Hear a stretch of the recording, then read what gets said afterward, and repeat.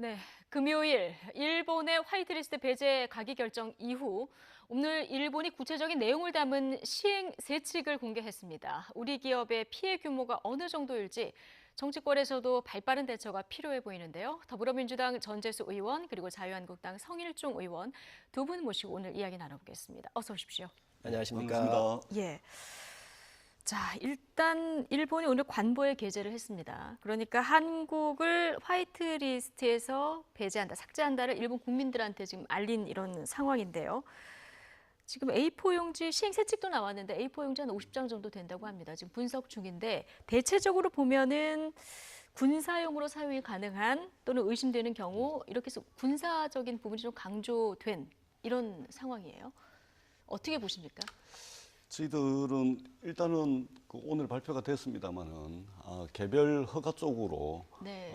이제 결론이 날 가능성이 매우 높다. 네, 여기에 얼마나 많이 들어갈까 이 부분이 관건인 거잖아요, 그렇습니다. 사실은. 예. 그래서 아마 일본 정부가 아마 수위를 조절을 하고 또 추후에 또 수출 규제가 또 필요하기 때문에 예. 한꺼번에 다 쏟아내기보다는 단계적으로 수위를 높여 나갈 가능성이 매우 많다고 생각합니다. 왜냐하면 지금 이 상황이 어떻게 해서 시작이 됐는지를 저희들이 봐야 되거든요. 예. 그러니까 우리나라 경제에 타격을 주기 위해서 시작이 된 겁니다. 그러니까 일본이 지금 1인당 국민소득이 3만 9천 달러 아닙니까? 그리고 우리나라가 3만 1천 달러입니다. 그리고 일본은 3만 달러대에 무려 27년 동안 머물러 있습니다. 근데 우리는 지금 3만 1천 달러인데 향후 10년 안에 4만 달러를 갈 거라고 많은 전문가들이 이야기를 하고 있고 작년에 일본의 수출액을 보면은 7천억 달러입니다. 예. 근데 우리가 6천억 달러예요. 그러니까 이미 대한민국 경제가 우리 경제가 일본의 턱밑까지 와 있다라는 판단하에 예. 우리 경제에 타격을 주기 위해서 시작된 것이기 때문에 개별 품목 허가 이거를 할 가능성이 굉장히 높고 예. 또 폭과 깊이도 굉장히 높을 것으로 예. 저희들 예상을 하고 있습니다. 그럼 일본의 의도가 불순하다, 뭐 여기에 대해서 이견을 제시할 분은 없을 것 같은데 어쨌든 이렇게 모호한 단어를 써서 이렇게 규제를 한다고 하는 거는 일본이 맘 먹으면 웬만한 품목은 개별 허가 품목에 넣을 수도 있다 이렇게 해석할 수도 있는 부분 아니겠습니까? 그렇습니다. 대략 한 1,200개 정도의 품목이 네. 있는데 지금 이게 국제 분업 체계로 이루어져 있지요. 일본이 고도화가 돼 있으니까 정밀화학, 정밀기계 같은 아주 고도화되어 있는 제품들을 많이 갖고 예. 있어요. 이걸 우리가 갖다가 이제 다른 나라에 수출하는 것이죠. 그래서 일본하고는 저희가 240억 달러 정도의 적자를 보면서도 중국한테는 556억 정도의 흑자를 보고 있어요. 이러한 품목 속에 들어가 있는 부품에 상당한 영향을 줄 수 있는 게 1,200개 정도가 됩니다. 그래서 이번 같은 경우 좀 애매모호한 그런 예. 형태로 좀 쓸 텐데 이 부분은 여러 가지 일본의 정부의 운신의 폭을 조절하겠다라고 하는 의도로 보여집니다. 예. 자, 기업의 피해를 줄일 대책이 굉장히 시급한 이런 상황입니다. 그제 국무회의에서 문재인 대통령이 일본 경제를 뛰어넘을 방안으로 남북 경협을 제시했습니다. 자, 이를 둘러싼 여야의 입장 확연히 갈리고 있는데요. 이 얘기 듣고 오겠습니다. 북한이 막무가내로 도발과 위협을 반복하는 근본 원인은 결국 대통령과 이 정권의 굴종적 대북 정책 때문입니다. 그러면서 남북 경협만 되면 일본을 이길 수 있다는 그런 허황된 주장을 했습니다. 정말 허황한 일입니다. 핵무기 개발을 멈추지 않고 틈만 나면 미사일을 쏘는 북한과 무슨 경협이 가능하다는 말입니까? 남북이 정말 경제 협력을 하게 되면은 이게 이제 경제 규모가 커지게 되고 일본 경제를 추격할 가능성이 있다 이렇게 보고 있습니다. 네. 그것도 사실이고요. 차제에 지금쯤에 한국 경제를 눌러놔야 되겠다. 네. 이 생각을 하는 것 같아요. 국가 지도자로서 네. 국민에게 비전을 제시한 거죠. 네. 국민들에게 희망을 주면서 네. 같이 가자 이걸 얘기하는 거고 예. 북쪽에도 시그널을 보내는 거죠. 예. 자, 평화 경제로 일본을 단숨에 뛰어넘을 수 있다. 문재인 대통령이 이 얘기를 했는데 야당의 비판이 상당합니다. 지금 틈만 나면 미사일 쏘는 북한하고 무슨 경협을 하느냐. 야당의 비판은 이런 거거든요. 일면 이해가 되는 측면이 있습니다. 그런데 우리가 한번 생각해 봅시다. 대통령은 우리나라를 대표하는 국가 지도자입니다. 대통령께서 지금 일본이 경제 침략을 시작을 했는데 단기적 대책에 얽매여 가지고 단기적 대책만 이야기할 수는 없지 않습니까? 이미 정부 각 부처에서 아주 주도 면밀하게 준비를 해가지고 단기적 대책을 다 지금 발표를 하고 있고 또 일부는 비공개적으로 준비를 하고 있습니다. 저희들도 엊그제 부산에서 부산 상공회의소를 중심으로 해가지고 수출 규제 피해 기업 신고센터를 출범시켰습니다. 예. 지금 전국의 모든 상공회의소를 중심으로 해가지고 일본 수출 규제에 대한 피해 기업 센터라든지 이 대책 기구들을 만들고 있죠. 이런 단기적 대책은 물론이고 국가 지도자라면 적어도 지금 불안해하고 있을 또는 어떻게 해야 될지 모를 국민들에게 이 민족의 진로와 관련해서 또는 대한민국 경제와 관련해가지고 장기적 비전을 제시하는 것이 국가 지도자로 당연한 일이죠. 예. 그리고 예를 들면 저희가 1950년대에는 원조 물자를 통해 가지고 경제 성장을 해왔지 않습니까? 그리고 1970년대, 80년대에는 중동의 오일 달러를 통해서 우리 경제가 한 단계 점프를 했습니다. 그리고 90년대에는 벤처 붐을 통해서 대한민국 경제가 한 단계 점핑을 했습니다. 그러면 지금은 이제 뭐냐? 도대체 어떤 돌파구를 가지고서 우리나라 경제가 점핑을 할 거냐, 안정적 성장 기반을 가져갈 거냐라고 했을 때 그것은 바로 남북 협력을 통해 가지고 남북 경제를 가져가는 것 외에는 대한민국의 우리 민족의 진로와 관련해 가지고는 더 이상의 대안이 없다. 이 말씀을 이제 대통령께서 하신 겁니다. 아주 대통령으로서 단기적 대책은 물론이고 장기적 대책까지 제시하는 모습은 당연하다고 저는 생각을 합니다. 네, 평화 경제로 일본 단숨에 뛰어넘을 수 있다. 이게 이제 단기적 처방은 아니더라도 단기적 처방들은 각 부처 이제 실무선에서 내놓으니까 지도자로서 큰 그림을 그려서 이런 대책을 내놓을 수 있다. 여당은 지금 이런 입장인데요.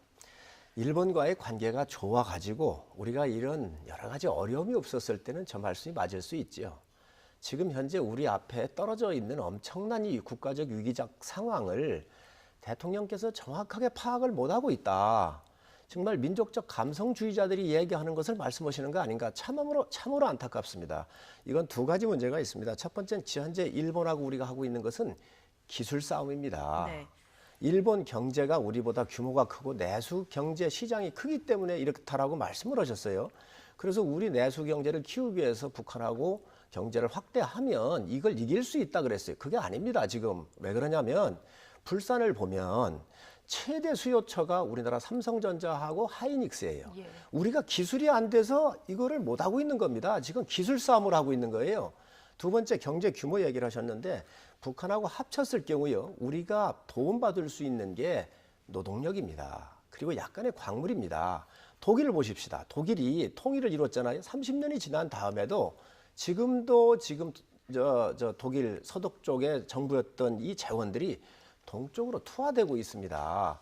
아니 지금 기술 싸움하고 있는데 평화 경제를 해서 노동력 지원을 받아가지고 일본을 이길 수 있습니까? 이 상황을 정확하게 인식하셔야 되고 아니 지금 현재 대통령께서 이것을 기술의 문제니 기술 문제를 어떻게 풀 것인가 이거를 고민하시고 장기적 계획이라고 하는 것은 우리가 R&D를 해서 어느 정도에 우리가 따라갈 수 있는지 이런 부분들에 대해서 고민을 하시고 단기적으로 대통령께서 나서셔서 어떻게 풀 것인지에 대한 비전을 내주셔야지 지금 평화 경제를 하겠다니요. 정말 상황을 제대로 관리를 못하고 있다고 생각을 합니다. 발등에 불 떨어졌는데 이제 단기 대책으로서도 적합하지 않고 장기적 대책도 조금 결이 어긋났다 이런 얘기신 것 같은데요. 예, 우리 서일종 의원님께서 하신 말씀 무슨 말씀인지 잘 알고요. 저희 중앙정부에서 R&D 안 하겠다고 한 적이 없고 이미 대책의 발표가 다 돼 있습니다. 네. 그다음에 기술 전쟁이라고 말씀하시는데 그 예로 불화수소를 말씀을 하시는데요. 불화수소의 순도가 99.9999%일 때 소재로 쓸 수가 있습니다. 그런데 지금 우리나라의 중소기업에도 99.9998 순도를 가지고 있는 기업이 있습니다. 그런데 이 기업이 몇 년 전부터 계속해서 테스트 좀 할 수 있도록 해달라 했는데 이걸 찾지를 못했어요. 그래서 저희들이 99.9998 그러니까 0.001 정도의 순도가 떨어지는 이런 제품을 가지고 있는 우리 중소기업이 있습니다. 그런데 지금 테스트를 하고 있거든요. 요 0.001 정도의 순도는 충분히 기술적으로 커버가 가능하다는 말씀을 드리고 저는 정말로 답답한 게 아니 대통령께서 당연히 지금 단기적인 대책은 우리 서일종 의원님 말씀하신 것처럼 이미 정부에서 발표를 다 했는데 적어도 국가 지도자라면 민족의 진로, 대한민국의 경제 미래와 관련한 이러한 대안을 지금 이 시점에 저희들이 당연히 발표하는 것이 맞죠. 그리고 앞으로도 저는 이런 문제에 대해서는 더 많은 논의, 이런 것들이 이루어져야 된다고 저는 생각을 합니다. 전 의원님하고 생각이 좀 틀립니다. 99.9998인데요. 그 0.00001을 올리기 위해서 수십 년이 필요한 겁니다. 그게 기술이다. 그게 기술입니다. 그리고 이게 지금 1200가지 품목이 돼요. 이 10원짜리 자동차 만드는데 단자 하나가 10원짜리입니다. 이거 안 주면요. 우리 모든 자동차 라인이 다 서야 합니다. 이런 게 1200개인 겁니다. 그래서 지금 R&D 계획을 정부가 치밀하게 준비하고 있다. 제가 예결위원 하고 있지 않습니까?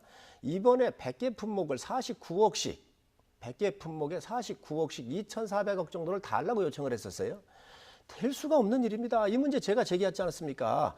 이 기술 문제는요, 우리가 시장의 규모나 경제성에서 맞지 않기 때문에 물론 맞는 것도 있습니다. 거의가 안 맞습니다. 그래서 국제 분업이 이루어졌는데 이 부분에 대해서 지금 대통령께서 인식을 잘못하고 있다는 거예요. 그래서 이거 풀어줘야지. 이거를 대통령께서 나서시지 않으시고 지금 평화경제로 이전을 하고요. 북한하고 합하면 또 확장을 하면 우리 경제가 일본을 따라잡을 수 있다고요? 정확하게 아셔야 합니다.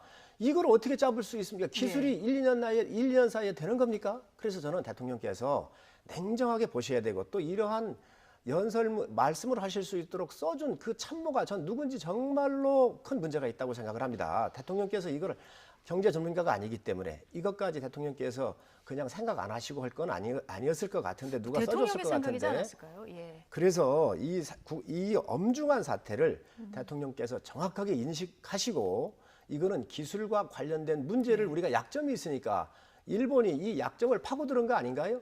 이거에 대해서 응전하는 대통령의 자세가 장수로서의 자세가 과연 옳은가? 이순신 장군 이야기를 여당이 자꾸 얘기하는데요. 이순신 장군은 정말로 냉정하게 대처를 했습니다. 불리한 상황이었을 때 나가지 아니하고 군비를 증강하고 훈련을 시키고 그랬습니다. 바로 이순신 장군을 제대로 알려고 한다면 정말로 여기에 나서는 여당의 핵심부들이 우리 상황이 어떤지를 정확하게 인식하시기 바랍니다. 우리 서일종 의원님께서는 우리 민족의 역량을 너무 과소평가하시는 것 같습니다. 뿐만 아니라 자유한국당이 지금 계속해서 그런 스탠스를 취하고 계신데 정말 그렇게 말씀을 하고 싶은 겁니까? 자, 불화수소는요. 99.9999 순도가 돼야 되는데 지금 우리 중소기업이 99.9998 순도를 가지고 있습니다. 0.0001인데 우리 지금 반도체 전체 제품 생산 공정에서 볼 때 이 불화수소가 차지하는 전체 비용이 전체 공정 대비해가지고 이 비용이 굉장히 극소수입니다. 아주 자그마한 부분이기 때문에 그래서 우리가 그동안 R&D를 통해서 개발을 안 하고 이미 검증된 제품인 일본 제품을 들여와서 쓰는 것이 싸게 먹혔기 때문에 그렇게 했던 겁니다. 못해서 안 한 것이 아닙니다. 이 불화수소 만들고 일본과의 기술 격차가 50년이 넘는데 지금 우리가 일본보다 기술이 뒤떨어지니까 어떻게 대통령이 그렇게 말씀하시는 것은 잘못됐다. 이렇게 말씀하시는 것은 정말로 우리 민족적 역량, 우리 국가적 역량을 과소평가하는 것입니다. 지금 감성적으로 접근할 수는 있어요. 또 국민한테 희망을 줄 수 있습니다. 감성적인 것은 합의가 감성적인 겁니다. 그러나 그러한 희망을 준다고 한다면 국가의 5개년 기본 계획이나 장기 비전에서 담아야지.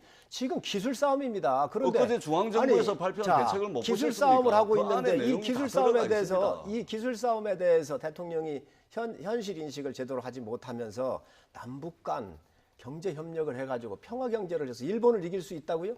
아니 제대로 된 판단을 하십시오. 그러면 의원님 제가 하나 여쭤보겠습니다. 그러면 그건 그것대로 하고요. 남북 사이에 경제 협력을 하면은 일본을 못 이깁니까? 나중에 좋아져서 남북 사이에 자유롭게 제가 거꾸로 묻겠습니다. 사람과 물자가 자유롭게 왔다 갔다 해가지고 경제 협력이 이루어지면은 그러면 우리 일본 못 이깁니까? 그러면 남북 경제 협력을 해가지고 기술로 일본을 이길 수 있습니까? 충분히 이길 수 있죠. 어떻게 북한의 기술이 뭐가 있습니까? 그동안 북한의 기술이 싼 뭐가 노동력이 있습니까? 있지 않습니까? 싼 노동력으로 제가 뭘 개성공단 만듭니까? 하나만 말씀드려볼까요? 개성공단을 폐쇄할 그 당시에 북한 노동자들이 받던 월 임금이 130달러입니다. 그리고 거기에 237개 우리나라 기업이 진출을 해가지고 130달러 월급을 주고서 아주 우수한 제품을 만들었죠. 그리고 이 237개의 개성공단 진출 기업을 뒤에서 원자재와 부자재를 공급해주던 남한의 기업이 무려 5,000개가 됩니다. 이런 식으로 해가지고 제품의 경쟁력을 가져 나간다면은 세계적 경쟁력을 확보하는 것이죠. 자, 그러니까- 장기적으로 이것을 추진을 해야 되는 자, 겁니다. 그러니까 최근적으로 당장 30초만 드리고 자, 다음 전 주로 의원 넘어가겠습니다. 당장 하자는 자, 것이 아니고 좋습니다. 전 일국의 의원님. 지도자라면은 자, 적어도 전 의원님 좋습니다. 좋습니다. 충분하게 그 말씀하실 수 있고요. 개성공단에 가서 한 것은 노동 집약적에 의존하고 있던 의류나 이러한 주물이나 이런 것들입니다. 기술을 요한 게 아닙니다. 경제 규모를 키울 수 지금 있는 것이죠. 경제 규모를 키워도 노동에 기반을 두고 있는 거나 키우지 지금 현 1200개에 달하는 기술력 있는 걸 키울 수 있습니까? 북한 사람 갖다가 지금 불살 만들고 이 10원짜리 단자를 만들어낼 수 있습니까 지금? 자, 못 의원님 만들지 그러면 지금 않습니까? 이 시점에 저희들이 일본 아베에게 머리 네. 숙이고 굴종하고 다시 무릎 꿇고 들어가야 됩니까? 그렇게 왜 얘기하시면 안 민족의 되죠. 영향과 국가의 영향을 실용적으로 그렇게 과소평가를 아니, 하고 어떻게 하면은 정치권의 국민의 힘을 영향- 모아서 국민의 중소기업과 대기업을 어떻게 서포트할 건가를 생각을 해야죠. 예. 계속해서 이렇게 말씀을 하시면은 그럼 어떤 대책이 있습니까? 국민의 예. 판단을 혼란을 주시지 않기 바랍니다. 예, 이거는 어쨌든 기술 지금 싸움입니다. 두 분의 얘기를 들어봤을 때는 일본의 도발의 부당함에 대해서는 이견이 없습니다만은 푸는 해법에 대해서 정치권의 해법이 너무 많이 다르다 이런 그 생각을 시청자 여러분들도 하실 것 같은데요. 자, 이런 상황 속에 여권은 그 반일 공세 수위를 높이고 있는 상황입니다. 일본 패망론까지 언급이 됐는데요. 이 한국당은 이게 총선형 일풍이다 이렇게 비판하고 있습니다. 관련 영상 보고 이야기 이어가겠습니다. 일본의 경제는 이미 망하기 직전에 허약한 경제로 전락했다는 것입니다. 2017년 일본의 GDP 대비 국가 부채 비율은 238%로 한국 40%의 6배 가까이가 됩니다. 아베 정권의 실체는 한마디로 언제 쓰러질지 모르는 돌아가는 팽이의 운명이라고 봅니다. 네, 저희가 오늘 백드랍을 한일국회의원에 여야가 따로 있을 수 없습니다라고 하는 이런 내용을 받았습니다. 일본 경제보복 관련해서 정치권이 추당적 협력에 대한 필요성을 국민들에게 물었습니다. 전체적으로는 찬성 85%, 이 정도의 여론이라고 하는 것은 국민의 명령이고요. 국회에 대한 준엄한 꾸짖음이 아닌가라고 생각을 합니다. 우리 사회 일각에서는 이 정권이 내년 총선에 이기기 위해서 일본과의 갈등을 방치해서 반일 감정을 극대화하고 있다. 또 총선용 이벤트로 북한 김정은 답방을 추진할 것이라고 하는 이런 매우 구체적인 음모론이 돌고 있습니다. 저는 이 한일 갈등을 더 키우는 것이 한마디로 지금의 안보 실정 그리고 경제 실정 다 덮는 데 유리하다. 작년에 북풍했는데 내년에는 오늘부터 시작해서 일풍하겠다고 하는 거 아닌가 이렇게밖에 보이지 않습니다. 자, 여당의 결의, 야당에서는 이게 총선용 일풍이다 이런 주장을 하고 있습니다. 자유한국당 도대체 어떻게 하자는 겁니까? 이 전쟁이 누구로부터 시작이 됐습니까? 지금 이 시점뿐만이 아니고 과거 역사 속에서 일본은 늘 침략자였습니다. 그리고 2019년 오늘도 일본은 여전히 침략자입니다. 이 전쟁이 누구로부터 시작이 됐는데 지금 이 정부와 이 정부를 향해서 자유한국당이 총선용이다, 부추기고 있다, 감정 대응을 하고 있다. 꼭 이렇게 하셔야 되겠습니까? 지금 일본과 전쟁 중이기 때문에 가장 중요한 것은 국론을 하나로 만드는 것입니다. 대한민국의 제1야당으로서의 역사인식 그리고 거기에 맞는 정치적 행위를 했으면 좋겠다. 이 말씀을 꼭 드리고 싶습니다. 아니 야당 보고 청와대가 하는 거 무조건 거수기 하듯 다 박수 쳐달라는 말씀이십니까? 이 문제가 어디로부터 시작되냐라고는 말씀을 하셨어요. 청구권 협정문으로부터 시작된 겁니다. 그렇지 않습니까? 이게 청구권 협정에 대해서 문제가 있으면 외교적으로 풀자 해놓고 3조에 있습니다. 그리고 또 이 외교적으로 갈등이 나오면 중재위로 국제 중재위로 가자고 되어 있어요. 일본 정부가 1월 9일 또 5월 10일 세 차례에 걸쳐서 외교적 협상을 요청하지 않았나요? 국제 중재위로 가자고 하지 않았나요? 지금 그거 안 갔지 않습니까? 그런데 이 정부가 나서가지고 이거 확실히 민주연구원에서 나왔지 않습니까? 총선에 유리하다고. 그리고 모든 이 집권 여당과 정부는 역사를 쓰는 책임자입니다. 그런데 이 이 외교적으로 해결 못 해가지고 이 국가적으로 큰 혼란이 오고 또 기업이 피해보고 국민이 피해보는데 이거에 대해서 대통령이 나서가지고 해결해 줘야 될 분들이 지금 이렇게 막말을 쏟아내고 전쟁을 하자는 겁니까 지금? 문제는요.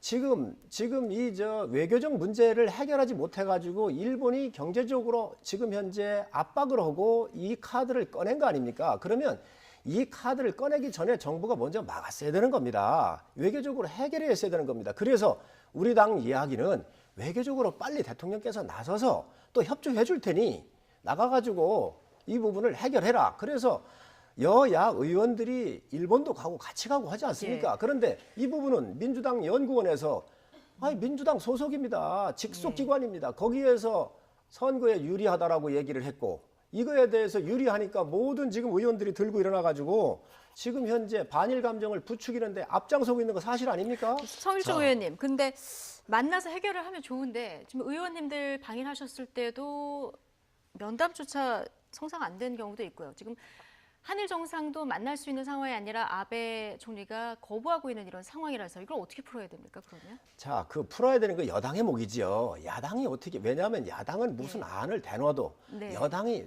이 부분을 받아들여야 되는 것이고 마지막 사인하는 것은 정부 당국자입니다. 그 그러니까 나경원 이 원내대표가 대안을 가져가는 것도 정상끼리 만나야 된다 이 얘기를 하셔서요. 그렇습니다. 예. 이 대안을 가져가는 것도 여당이 책임지고 해결해야 되는 거예요. 야당은 문제 제기를 하고 또 하는 것이죠. 그런데 지금 이 문제를 일본이 안 만난다고 해서 아니 일본 정부에서 외교적으로 협의하자고 요청을 3번을 했었어요. 그런데 이걸 우리가 거부하지 않았습니까?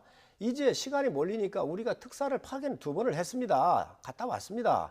어떤 방법을 쓰든 어떠한 누구를 동원하든 간에 예. 이 정부가 나서가지고 이걸 해결을 해야지요. 그 대안은 여러 가지가 있을 수 있습니다.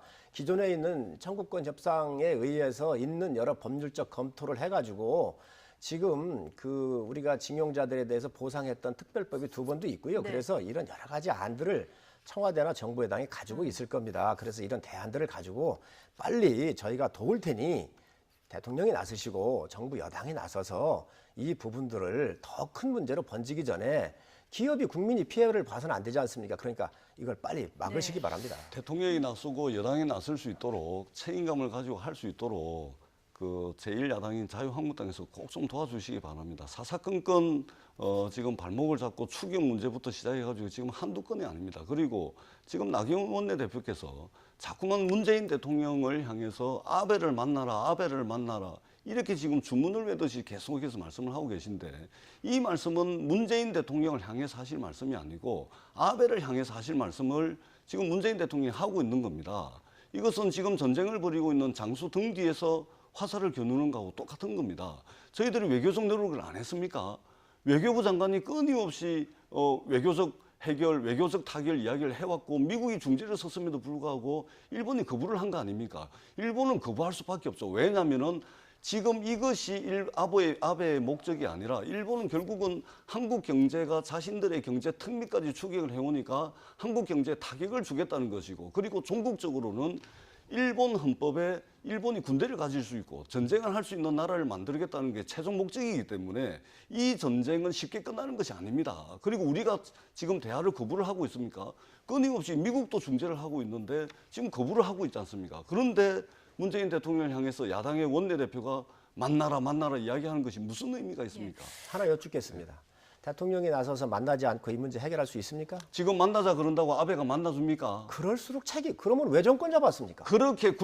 그렇게 정권을 잡았기 때문에 대한민국의 역사를 지도자를 쓰는 굴욕으로 몰아가지 마십시오. 역사를 쓰는 자리에 있기 때문에 국민을 편안하게 해야 되는 지도자로서 있기 때문에 집권 여당과 대통령은 이 문제를 예. 만나지 않으려 하더라도 만날 수 있도록 끌고 나와야 되고요. 예. 끊임없는 협상과 설득을 해야 하는 겁니다. 그럼 만약에 야당이 도와주십시오. 한국당이 지금 집권 여당이라고 한다면 정상회담 추진을 위해서 어떤 여러 채널이 있죠. 사람도 보낼 수도 있고 여러 가지 방법이 있습니다. 그리고 지금 이 청구권 협상 문제에 대해서 일본이 제거하는 거를 이게 논리 싸움이거든요. 감정 싸움이 아니에요.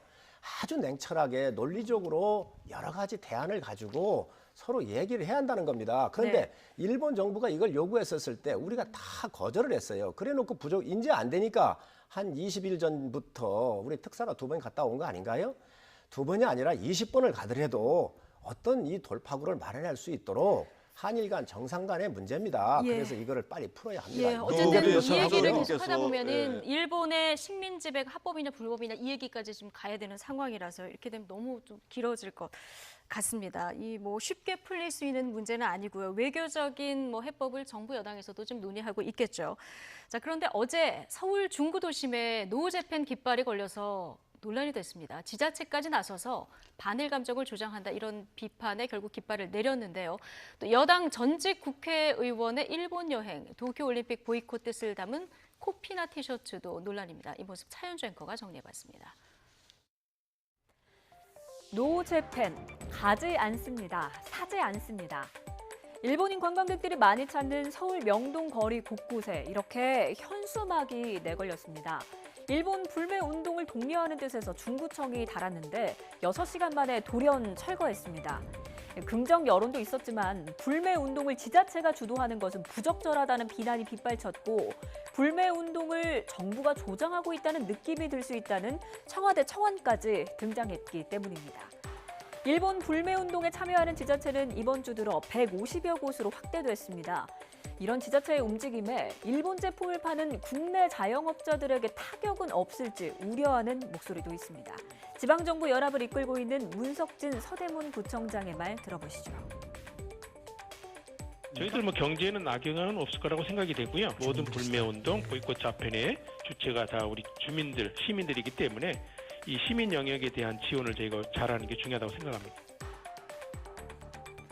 일각에서는 시민들이 주도한 운동인데 지자체와 정치권이 무임승차하는 게 아니냐 이런 비판도 나오는데요.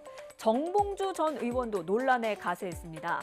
정 전 의원이 SNS에 올린 사진인데요. 노코피나라고 쓴 티셔츠를 입고 있습니다. 일본 가면 코피가 난다. 도쿄올림픽에 참가하면 방사능 오염 때문에 코피가 나고 암에 걸린다 이런 내용인데요.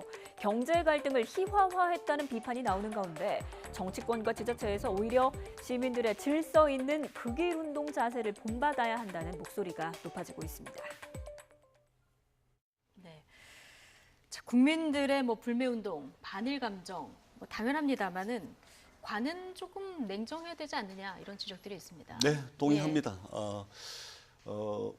정부 저희들은 국민들과 함께 뜨겁게 분노하되 냉정하게 대응을 해야 됩니다. 더더구나 그것이 국민들의 삶을 책임지고 있는 관이라면 이러한 자세는 꼭 필요하다고 생각을 합니다. 다만 지금 우리가 1919년 3.1운동 이후로 근 100년 만에 일본과 관련된 역사 문제와 관련해서 민족적 대각성이 이루어지고 있는 과정 아니겠습니까?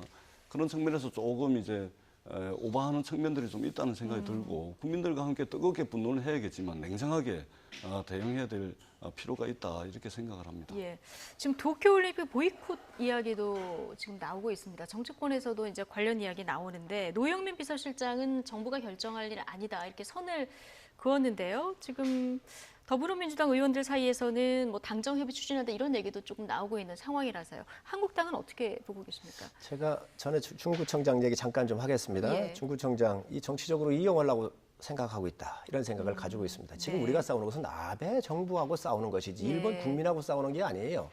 우리나라에 그래도 이런 상황에서 일본 관광객들이 오는 것은 또 비교적 우리나라에 대해서 좋은 감정을 갖고 있는 일반 국민일 겁니다. 우리나라 왔으니 우리가 더 따뜻하게 해주고 더 친절하게 해서 예.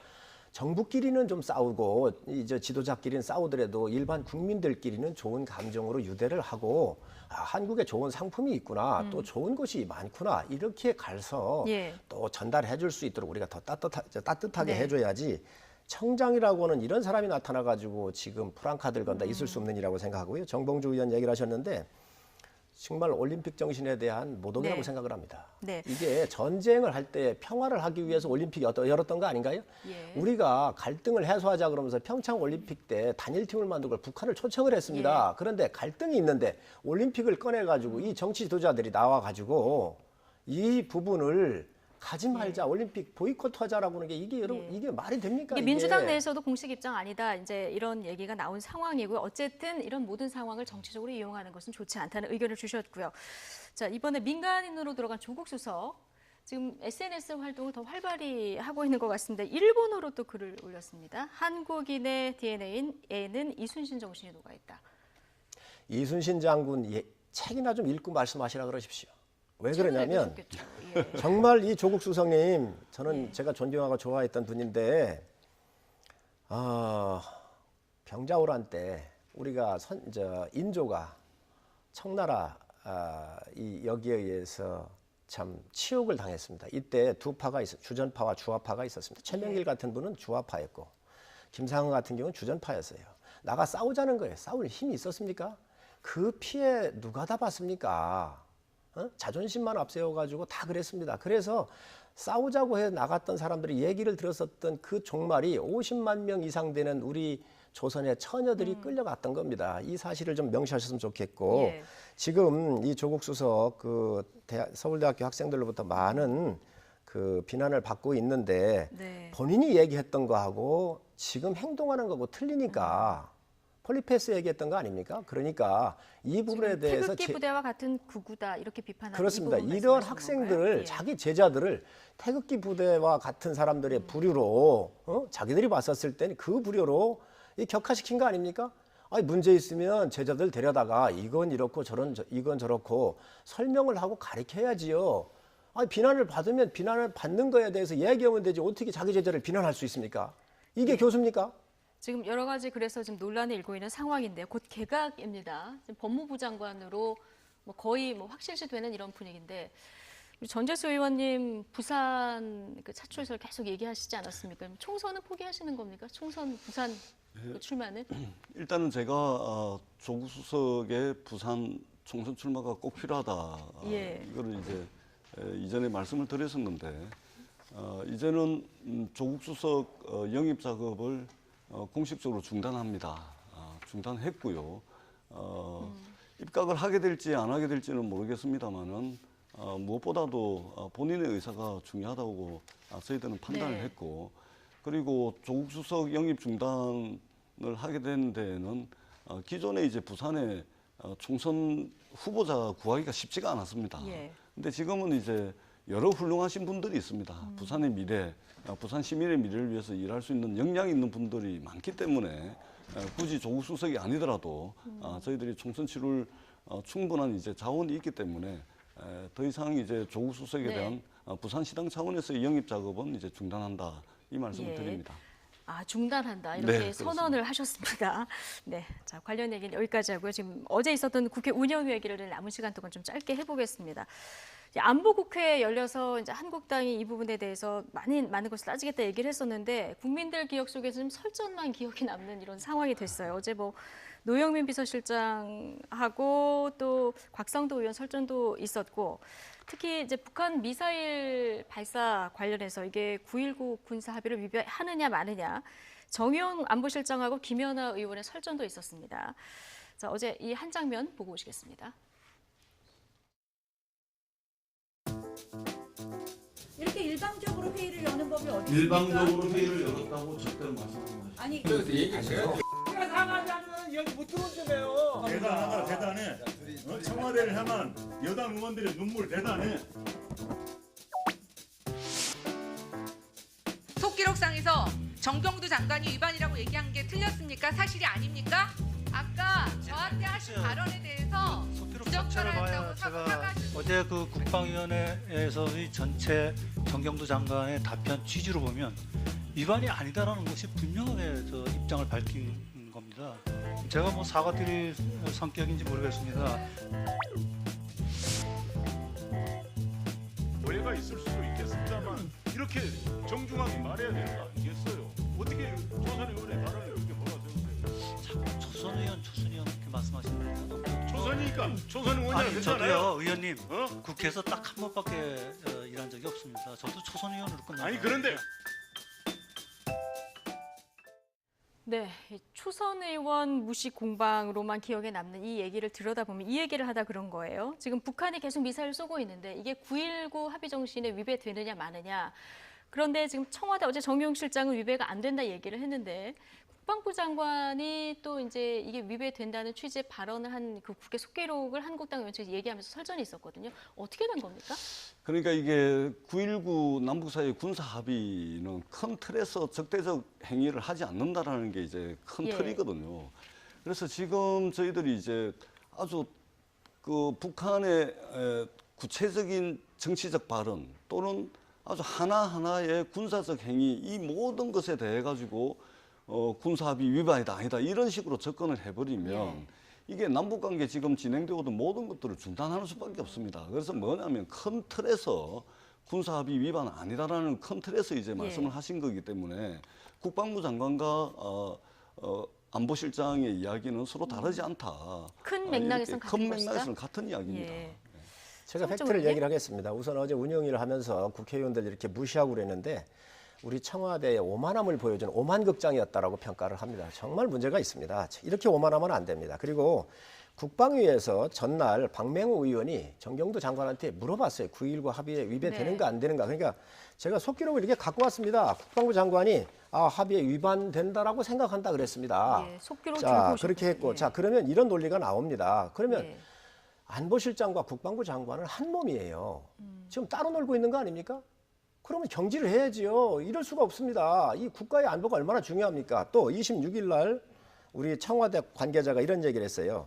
9.19 합의서에 탄도미사일에 대한 규정이 없기 때문에 위반으로 볼 수 없다 이랬습니다. 그러면 9.19 합의서에 북한의 핵을 보유해도 된다라고 하는 문구가 없으니까 그럼 핵을 보유해도 되는 겁니까?